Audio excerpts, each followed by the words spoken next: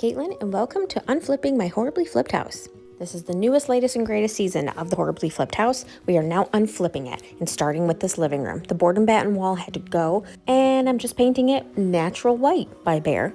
Here's the deal. I just needed something fresh. I had to start with a blank slate. I have really great ideas for this room. You got to stick with me, and I'm going to show you how to do it in between. So I found some spots where drywall was flaking off around the windowsills, which, okay, you caterpillars. So I ended up putting some joint compound around that, letting that dry. People ask, how do you have energy? How do you do it with kids around? Well, I don't have energy. I told 75,000 people on Instagram I would do it, and I just make the kids, do it with me, quite frankly. So between peer pressure and child labor, we get it done, right? All jokes aside, look at that peanut. Oh my God, so cute. Admitting fault went wrong. I should have removed the curtain holders long before I started painting and filled them in with spackle.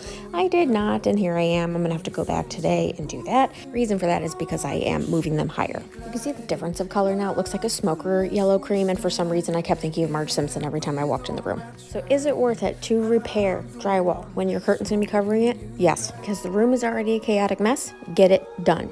Only putting the curtains up because we've got creepers out there. You never know. I have so many plans for this room. You're not going to believe the before and afters. See you on the next episode of I'm Flipping My Horribly Flipped House.